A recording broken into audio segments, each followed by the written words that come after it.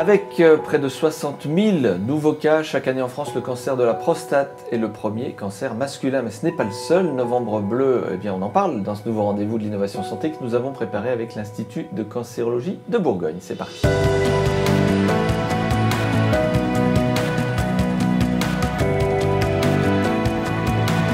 Autour de cette table, sur cette thématique, j'accueille le docteur Nordine Defar, qui est urologue à l'Institut d'urologie d'Auxerre et par ailleurs vice-président de l'URPS. Bonjour. Le docteur Alexis Lépinois, désormais fidèle à ce plateau, radiothérapeute à l'Institut de cancérologie de Bourgogne. Le docteur Morgane Masson, bienvenue, vous êtes oncologue médical à l'ICB également. Et puis le docteur Agathe Escoffier, qui est urologue au CHU Dijon-Bourgogne, chirurgienne par ailleurs. Merci d'être présente aujourd'hui sur ce plateau.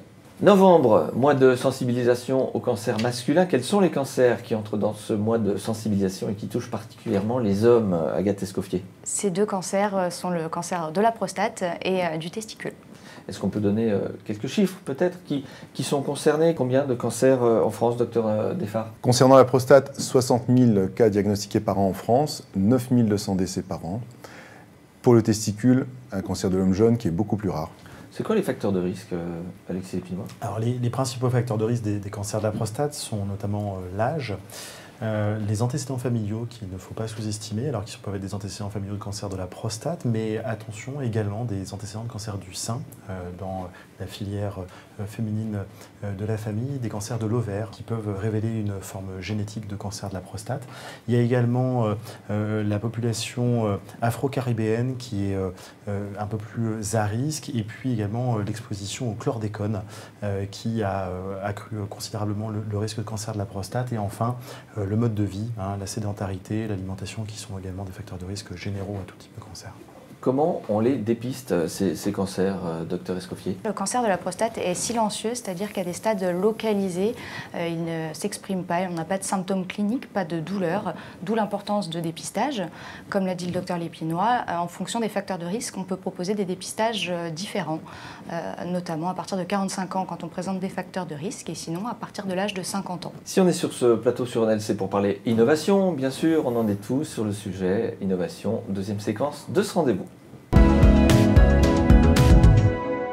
Et d'une manière générale, on en est tous sur l'innovation, docteur Defar. Concernant le cancer de la prostate et sa forme localisée, on a aujourd'hui des innovations qui sont chirurgicales, avec la chirurgie mini-invasive et robot assisté, mais aussi d'autres technologies avec des thérapies focales qui sont en cours d'essai et de développement. Concernant ces différentes innovations, l'impact il est principalement sur la qualité de vie et sur la sexualité, et je laisserai rebondir le docteur Escoffier sur cet aspect. Justement, Agathe Escoffier, est-ce que ces innovations, elles améliorent aussi le traitement, le suivi des patients?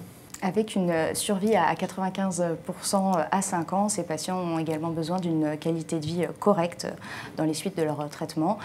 Pour ça, il est important de prendre en compte leur fonction urinaire et leur vie sexuelle, notamment avec une prise en charge sexo-andrologique, notamment à l'aide de thérapies numériques. Docteur Defar, est-ce qu'on aurait d'autres innovations en cours? On a des innovations organisationnelles aussi, avec la possibilité, grâce au numérique aussi, de développer la prise en charge en ambulatoire.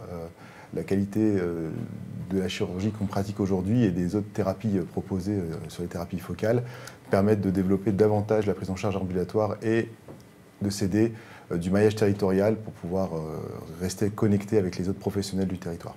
Concrètement, comment ça se passe? Eh bien, c'est l'objet de la troisième séquence de ce rendez-vous.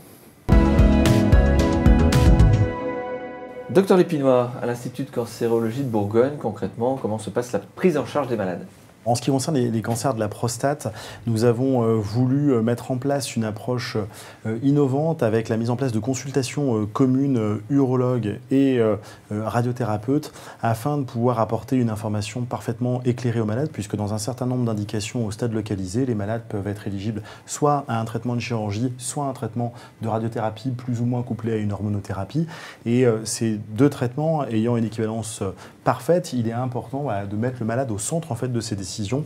Et on a décidé de construire des parcours de soins spécifiques pour pouvoir accueillir ces patients et donc de pouvoir les mettre au cœur de la décision thérapeutique. Docteur Morgane Masson, vous êtes, on le rappelle, oncologue médical, justement, à l'ICB. On vient de parler de maladies localisées. On en est tout sur les stades métastatiques. Sur les dernières années, il y a eu beaucoup d'innovations pour les patients avec des maladies avancées, notamment les patients qui ont un gène muté BRCA qui donne le cancer de la prostate. Il y a des thérapies ciblées qui sont proposées aux patients. Il y a aussi une autre modalité de traitement qui est la radiothérapie interne vectorisée.